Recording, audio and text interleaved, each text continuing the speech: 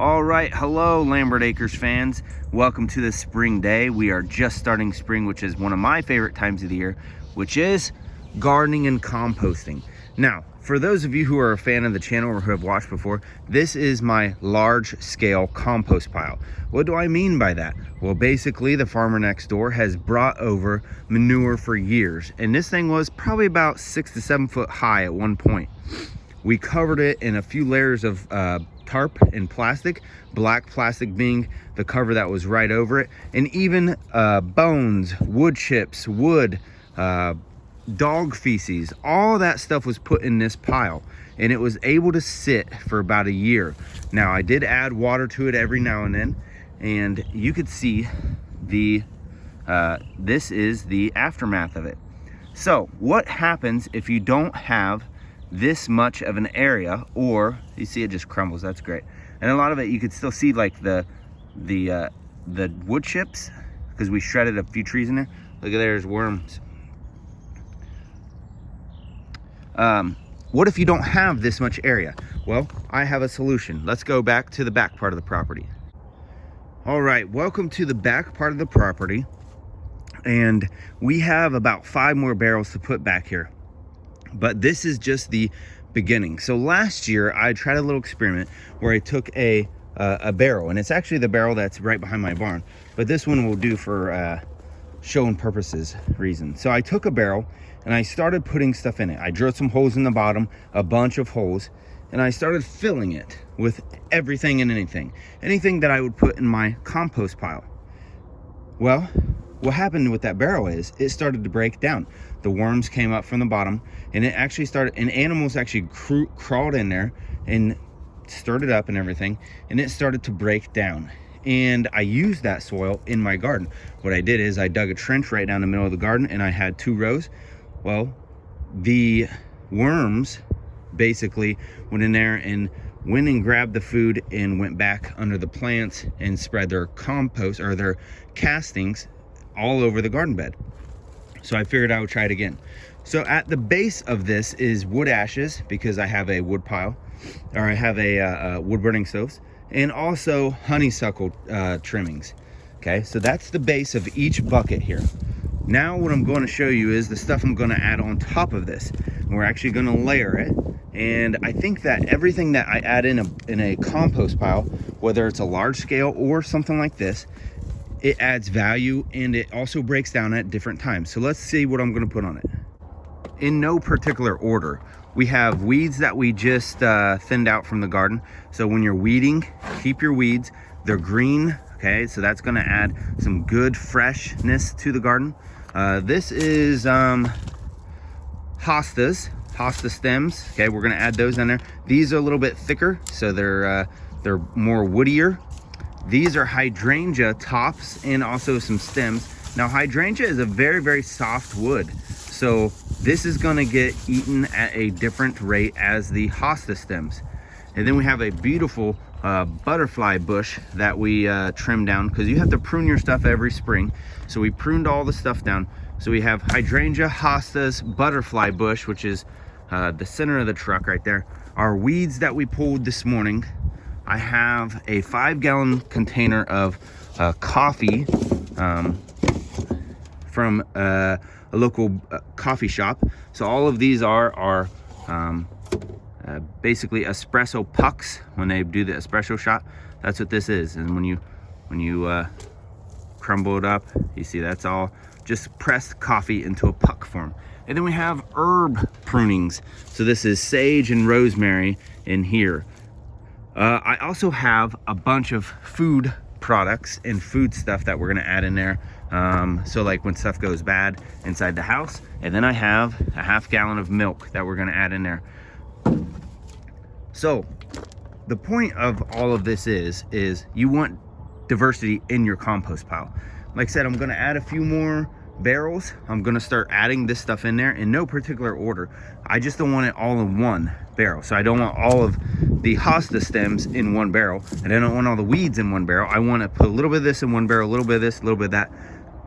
And then on top of all that, I'm actually going to add some dirt from our compost pile, and also I'm going to add a lot of the food products in there. So that way the soft stuff is going to be on top. It's going to compress down into all this woodier stuff, including the hardest thing, which would be the honeysuckle limbs that are in the all the way bottom, and the ashes and everything like that. So the ashes are just in there basically because I had to clean out the wood stoves, so I needed a place to put those.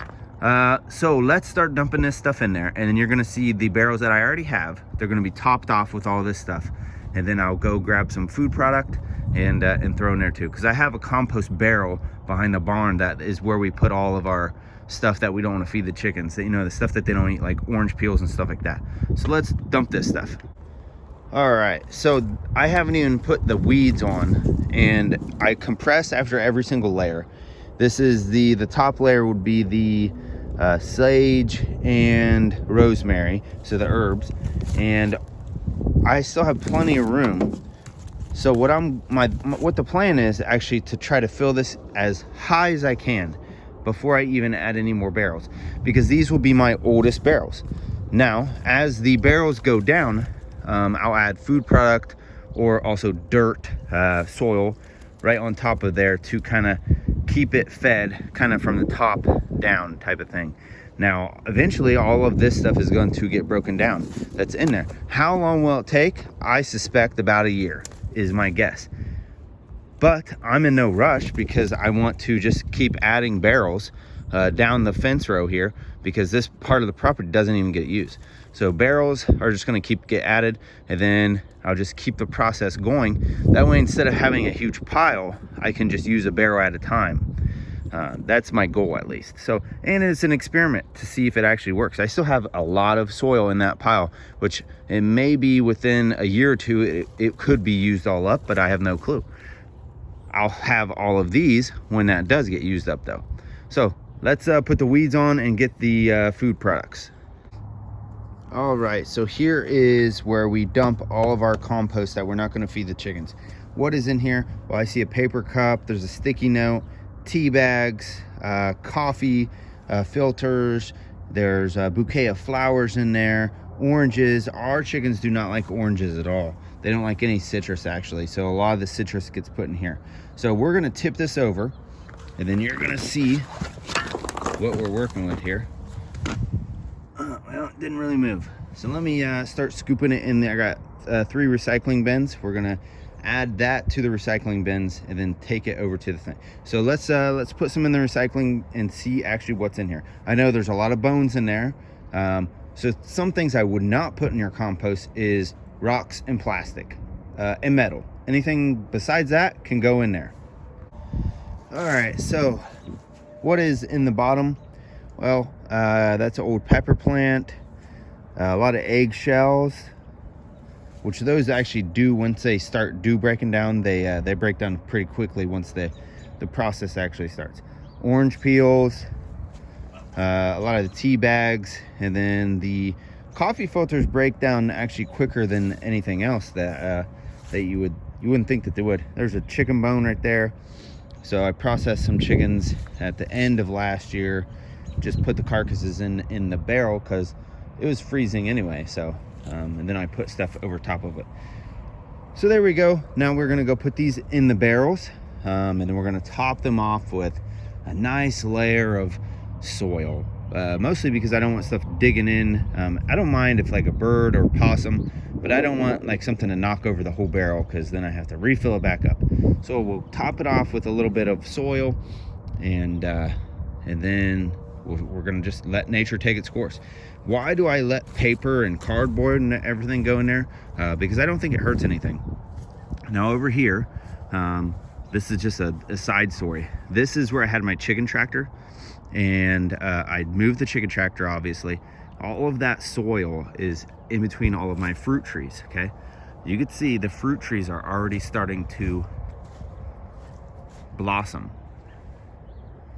Now the rest of the fruit trees that are on the property that is not around where the chicken tractor was, they're not. Okay, so obviously there's something valuable about having chickens. Also, along with this, My chicken coop is right here. You're about ready to see them. You see them in there? So what I'll do is I will bring out all of the chicken manure and everything like that and throw that. I usually just put that straight around the base of my trees. I know a lot of people say that chicken poop is actually too hot for that. I disagree if it's on the ground. So you can kind of see what I do already. I'll show you. All right, here's a good example. So right here, you see where the soil is around the base of the tree. That's basically like a half a bucket of chicken manure that I just spread around the tree. Let's see if we can find another. Same thing here. You see, I just put the chicken manure around the base of the tree here. And what it does is, in my opinion, you can see, this is a lot of blooms on this one. Rain goes, hits the manure, drives it into the soil, and then the farther out you put chicken manure, in my opinion, the farther out your roots are actually going to grow away from the tree. So when the trees are smaller, I'll keep it kind of close, but as the tree gets bigger and bigger, and then you can kind of see this one a little bit, so I'll gradually start making the ring of chicken manure more and more away from the tree, which makes the roots expand, which improves the overall health of the tree. That's a plum tree in Ohio, which is pretty impressive on itself. And we got a ton of plums last year from that one tree. All of those white things are either fruit or nut trees. So it's pretty cool. And a lot of it is from our compost that we get from our own property. So it all helps itself out. So let's go top off these bins real quick. That way we can end this video. All right, so we almost have a finished product here as far as waiting to sit. Now, when I did put the compost, I put 3 buckets on each barrel, and it actually compressed it even more. And when I was dumping it out, I did see a lot of worms go in there, which is good because I actually wanted that. I wanted the worms to be able to go into the barrels and start eating and making worm castings of all of the stuff that is in there, and start breaking it down that way.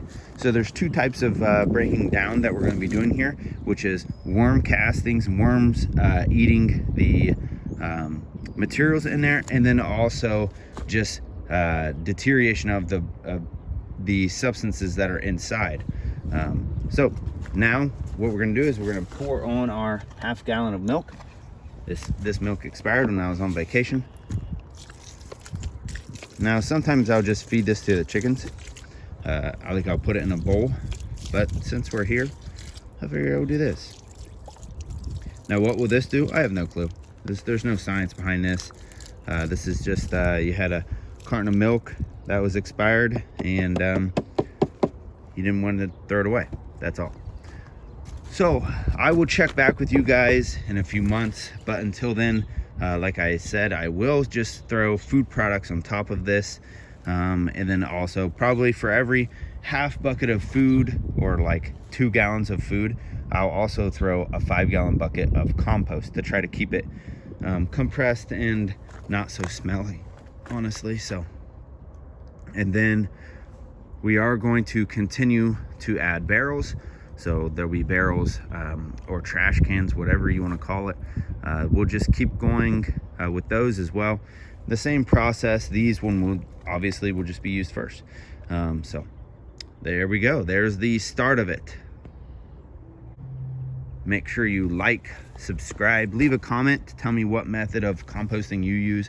I do like the large scale method the best because you just set it and forget it.